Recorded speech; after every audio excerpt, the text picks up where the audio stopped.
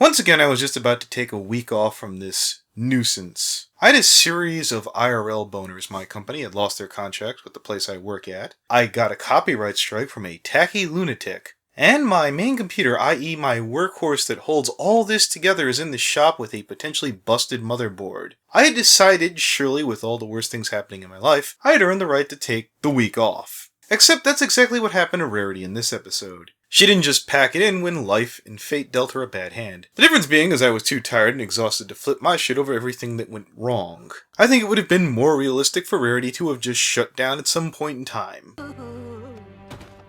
I know things haven't gone perfectly so far, but we've done this kind of thing before. This is exactly what you have to turn to when everything goes wrong. My friends reminded me your computer crapped out before, and you had that fixed in less than a week. You've lost posts before, and you've wisely not lived from paycheck to paycheck. And the person whose copyright struck you has zero legal ground to stand on. He's not going to fly out to an Illinois court, and this is going to be 2 weeks of YouTube legal tedium. By then, everything should be fine.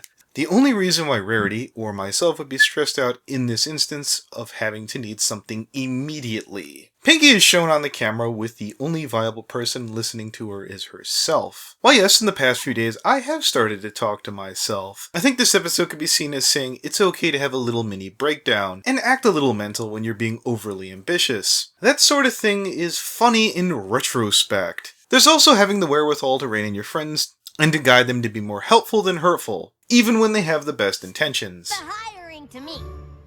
Oh, this is it, my dears. If you can handle these problems, I'll focus on the designs for the front window display.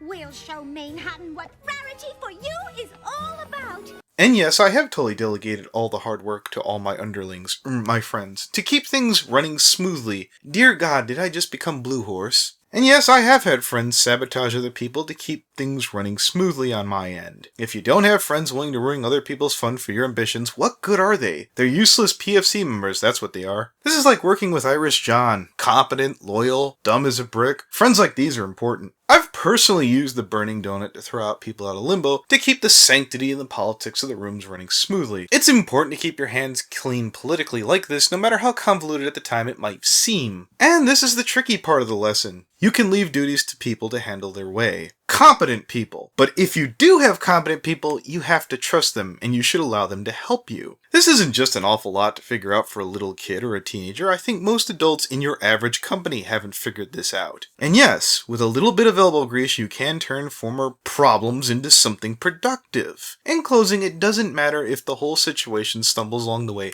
as long as you're successful in the end. Is this a little cheesy? I think it's a wonderful episode for kids and grown-ups alike to remind yourselves, through determination, innovation, as well as patience, you will in fact see your way through to the end of the day. See you next time.